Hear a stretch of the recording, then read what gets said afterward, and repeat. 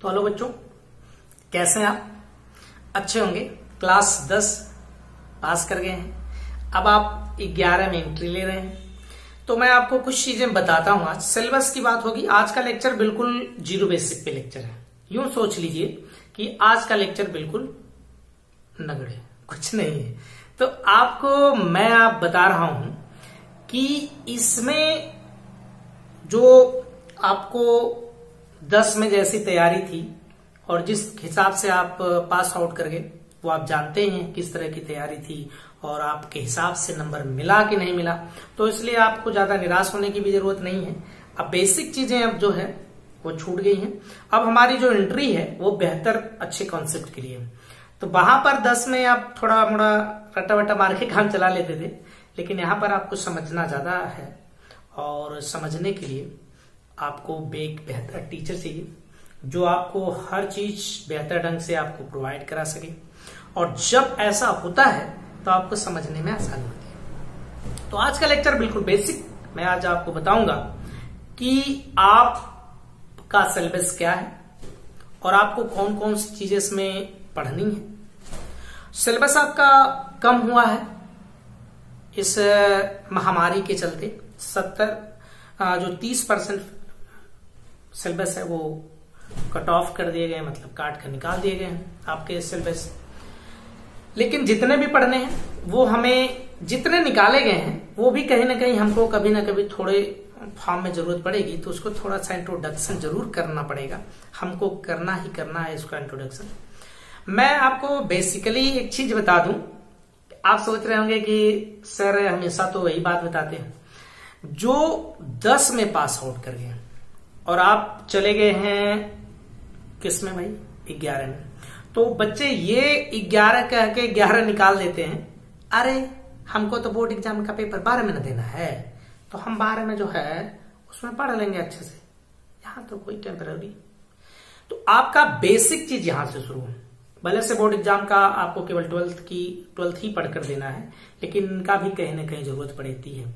JEE mains की तैयारी करना है या फिर आप नीट की तैयारी करने जाते हैं, ओके, तो उस दौरान आपको इन सभी टॉपिकों को बहुत बेहतर ढंग से जरूरत पड़ेगी। तो आपको मैं ये कहना चाहता हूं कि आप किसी भी हाल में इसे बेहतर ढंग से आप 11th को पढ़ें ना। और अभी आपको क्लास में टीचर्स नहीं पढ़ा पा रहे हैं, कोई भी नहीं पढ़ा पा रहा है, तो आप कम से कम ऑनलाइन उससे जुड़ें और ऑनलाइन पढ़ें। आपको जो वीडियो, रिकॉर्डेड वीडियो आपको दी जाती है वो आप बेहतर ढंग से उससे प्रोवाइड करें। उससे जो है कि एक नोट्स तैयार करें, प्रॉपर उसे बनाएं। और मैं आपको विश्वास दिलाता हूं आपको फिजिक्स से किसी भी प्रकार की कोई भी डर नहीं रहेगी, राइट? तो फिजिक्स से डरने की जरूरत नहीं है। और दूसरी बात कि मैं आपको जो पढ़ाऊंगा वो सिलेबस आपको थोड़ा सा एकदम शॉर्ट सिलेबस नहीं रहेगा। उसमें मैं आपको डीपली पढ़ाऊंगा। डीपली का मतलब कि आपको नीट वगैरह के क्वेश्चन सॉल्व कराए जाते हैं, जेईई के क्वेश्चन सॉल्व कराए जाते हैं, जो प्रॉपर प्रीवियस ईयर में पूछे गए क्वेश्चन होते हैं। तो इससे आपको एक बेहतर ढंग की तैयारी हो जाती है। और फिर उसके बाद जब आप जाते हैं तैयारी करने के लिए तो आपको बहुत अधिकांशतः बहुत परसेंटेज में आपको तैयार यहीं पर मिलता है। और हाँ, अगर आप इस मेरे YouTube channel concept of physics bye Pankaj sir में आप पूरी तरह से जुड़े रहें, तो मैं आपको भली भांति हर एक लेक्चर के साथ मैं आपको क्वेश्चन करवाता हूं, जो क्वेश्चन पूछे गए रहते हैं एग्जाम में वगैरह। तो आपको बेहतर कॉन्सेप्ट यहाँ प्रोवाइड कराया जाता है, राइट? तो ये सारी बातें रही आपको सर रिलेट करने के लिए। और आप ये सोच कर न इस टाइम को निकाल दें कि आप जो है अभी 11th में हैं, जब आपका 12th आएगा तो आप बेहतर ढंग से पढ़ने लगेंगे, ऐसा न सोचें ना। तो आपको क्या सोचना है? सोचना है कि हम इसे भी उसी ढंग से बेहतर ढंग का पढ़ाई करते रहें, राइट? तो हम इस तरह से आज हम लोग 11th का थोड़ा सा सिलेबस का डिस्कशन करेंगे और उसके बाद हमारी जो आगे की रहेगी। देखिए, जो आपने 10th में पढ़ा है फिजिक्स वो एक्चुअल 10th की जो फिजिक्स है वो फिजिक्स का थोड़ा सा इंट्रोडक्शन है।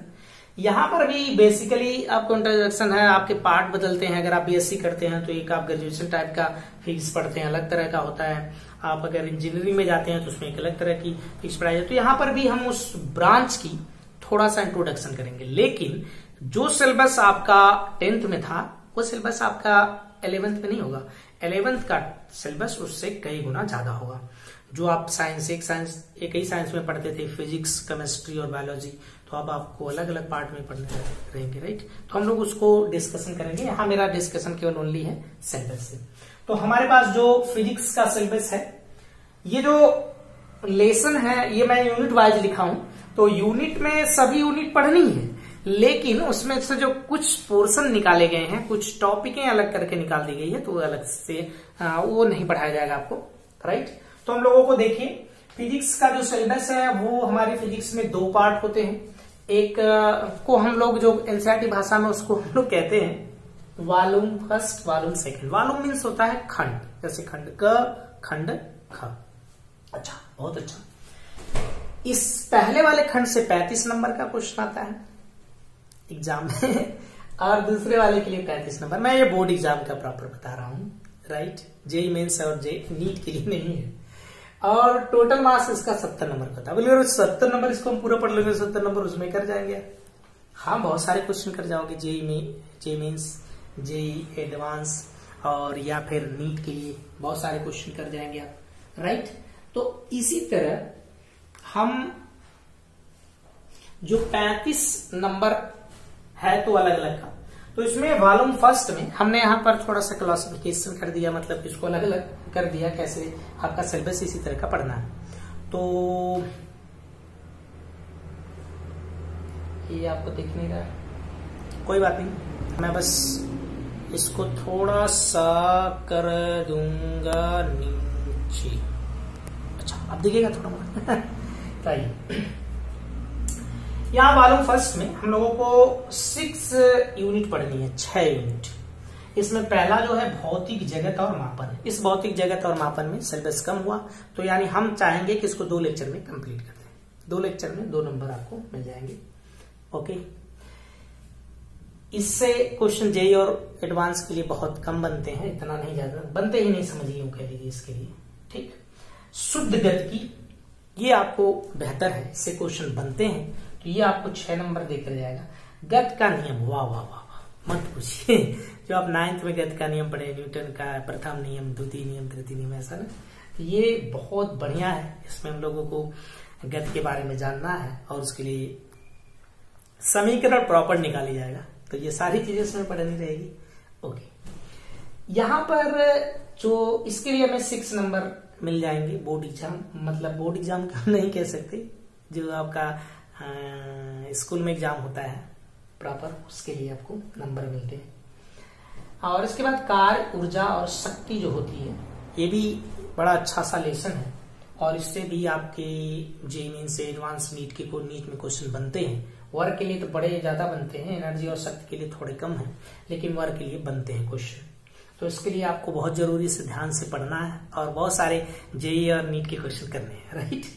इसके बाद हम लोगों को दृढ़ पिंड तथा कणों के निकाय की गति, और ये तो बड़ा ही मजेदार लेसन है भाई, बहुत मजेदार लेसन है। तो यहाँ पर जो ये लेसन है, ये यूनिट जो है, इसमें बहुत इंटरेस्टेड ढंग से हमें पढ़ना है। अब ये है कि ये उसके लिए भी क्वेश्चन बनते हैं, जैसे आपको जेईई मेंस, मैंने जेईई एडवांस और नीट के लिए बता दिया, इससे क्वेश्चन बनते ही बनते हैं। उसके साथ साथ अगर कुछ बच्चे ग्रेजुएशन की लाइन में ही आगे जाना चाहते हैं, जैसे वो बीएससी करना चाहते हैं, तो बीएससी के लिए भी इससे आपको क्वेश्चन, मतलब कि ये आपके लिए इम्पोर्टेंट है, जो बीएससी में आगे भी पढ़ना है लेसन, ओके। ये लेसन आपके लिए महत्वपूर्ण है, राइट। गुरुत्वाकर्षण जो है, ये तो है बड़ा अच्छा लेसन है, बहुत मजेदार लेसन है। इसमें हम पृथ्वी के जो बिहेवियर है, व्यवहार है, उसके बारे में पढ़ते हैं कि वो किस तरह के व्यवहार करती है, कब किस पे बल लगता है। न्यूटन ने वो सेब गिरा देखा तो उस पे ऐसा कुछ समथिंग लॉ बना दिया, ये सारी चीजें कहानियां इसमें पढ़ते हैं। ये भी आगे के लिए महत्वपूर्ण है, आपको बीएससी में ये इसका थोड़ा सा मिलेगा पार्ट, थोड़ी सी जो केंद्रीय बल के हिसाब से मिलेगा, तो ये आपको गेन करवाएगा 6 नंबर। तो ये पार्ट आपका जो 1 है वो खत्म होता है इस तरह से। फिर इसके बाद जब हम पार्ट 2 यानी वॉल्यूम 2 में पहुंचते हैं तो हमें पहले पढ़ना है स्थूल द्रव्य के गुण। स्थूल द्रव्य के गुण, स्थूल द्रव्य के गुण में जो अलग है, जैसे कि मैं बता दिया स्थूल द्रव्य के गुण में ये एक यूनिट है पूरी तरह से। तो इसमें प्रॉपर आपको जैसे प्रत्यास्थता पढ़ना है, इसके लिए भी जेईई मेंस से एडवांस में क्वेश्चन बनते हैं। और इसके लिए इसमें आपको पढ़ना है जैसे कि मतलब कि कोई ठोस है, उस ठोस का कैसा व्यवहार है, किस तरह का गुण है। द्रव है तो उसका किस तरह का व्यवहार और गुण है। कोई एक गैस है तो उसका व्यवहार किस तरह का है। तो हम लोग गैस का व्यवहार डायरेक्टली ज्यादातर इसमें पढ़ेंगे, लेकिन इसमें हम लोगों को ज्यादातर द्रव और किसके सॉलिड के बारे में, मतलब ठोस के बारे में पढ़ना। तो ये जो हम पढ़ेंगे भाई, इसके लिए क्वेश्चन आपको मैंने बता दिया कि उसमें भी बनते हैं, अच्छे क्वेश्चन बनेंगे। और जब पढ़ाया जाएगा तो आपको इससे रिलेटेड क्वेश्चन करवाए जाएंगे। ओके, उष्मागत की वाह वाह वाह, उष्मागत की एक कॉमन है। तो इस उष्मागत की को हम केमिस्ट्री में भी पढ़ते हैं उष्मागत की। तो उष्मागत की केमिस्ट्री में भी पढ़ी जाएगी और फिजिक्स में भी पढ़नी है। तो फिजिक्स के लिए आपको नीट जेईई के लिए भी इससे क्वेश्चन बनते हैं। और इसके बाद अगर आप ग्रेजुएशन करते हैं, आगे की तरफ पढ़ाई करते हैं, तो बीएससी पार्ट 1 में इसे विधिवत ढंग से पढ़ना है। और ये हमारे जो दैनिक जीवन के लिए उपयोग है, तो इसके लिए हमारे पास बहुत है। जैसे उष्मागतिकी का द्वितीय नियम पर बेस्ड जो उष्मा इंजन है उनको चलाया जाता है। तो ये सारी चीजें इसमें पढ़नी। ओके, ये आपको 9 नंबर देगा स्कूल के लिए।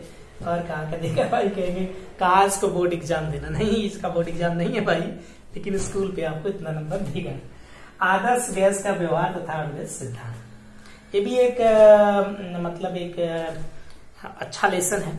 ये भी आपको जब यहाँ पर पढ़ेंगे तो आगे, अगर यहाँ पर अच्छे से पढ़े हैं तो आगे आपको जब बीएससी करेंगे, ग्रेजुएशन के लिए आगे जाएंगे, तो इससे क्वेश्चन, इससे ये टॉपिक वहां पर मिलती है इस तरह की। थोड़ा सा लेवल हाई होता है, कुछ चीजें मैच करती हैं, तो ये आपको बड़ा अच्छा लगेगा वहां पर। और ये भाई दोलन और तरंगे, ये तो दोनों के लिए मैंने बता दिया कि आप आगे बीएससी करते हैं, बीएससी करें, या फिर आप जेईई या फिर नीट की तैयारी करें, तो इन सभी के लिए ये अच्छा है। इससे क्वेश्चन बेहतर बनते हैं, बढ़िया क्वेश्चन बनते हैं। तो भाई साहब बढ़िया क्वेश्चन बनेंगे तो लेसन तो जरूरी अच्छा रहेगा, तो इससे क्वेश्चन बढ़िया बनते हैं। तो अब आप मुझे बताइए एक बात, थोड़ा सा मैं अपना थोड़ा मुंह पोंछ लूं यार, गर्मी इतना ज्यादा लगे कि क्या होता है। ओके, तो आप बताइए, अच्छा लग रहा हूं तो आप ये बताइए कि ये आप कितना इसको इजी ले रहे थे। आप सब सोच रहे हो कि यार 11th का क्या पढ़ना है, 11th की कोई तो बहुत ज्यादा जरूरत नहीं है ये सारी चीजें आपको बहुत जरूरत है। और बेहतर मैंने आपको पहले एक चीज बता दिया है, इसको अब रटना नहीं है फिजिक्स को, अब फिजिक्स को समझना है और उसे समझ के उसके कॉन्सेप्ट को क्लियर करना है। जब आपको कॉन्सेप्ट क्लियर रहते हैं तो आप आगे बढ़िया पढ़ाई करते हैं और जो है कि अच्छे क्वेश्चन कर जाते हैं और क्वेश्चन की प्रैक्टिस करते हैं। क्वेश्चन से डरना नहीं है, क्वेश्चन की प्रैक्टिस करते हैं, क्वेश्चन को बार बार रिपीट करते हैं, उस टाइप के क्वेश्चन करते हैं, उस कॉन्सेप्ट से रिलेट क्वेश्चन करते हैं, तो आपको फिजिक्स आती है। मैंने कहा कि मैं आपको भरपूर ढंग से तैयारी कराऊंगा, राइट। तो आप हमारे चैनल से जुड़े रहें। ओके, तो हम जो आज है, बस आज हमको थोड़ा सा आपको ये समझिए कि 0 लेक्चर था, कोई लेक्चर नहीं था। इसमें मैंने आपको थोड़ा सा इंट्रोड्यूस करा दिया कि आपको पढ़ना क्या है और ये हमारे लिए इंपॉर्टेंट है कि नहीं। ओके,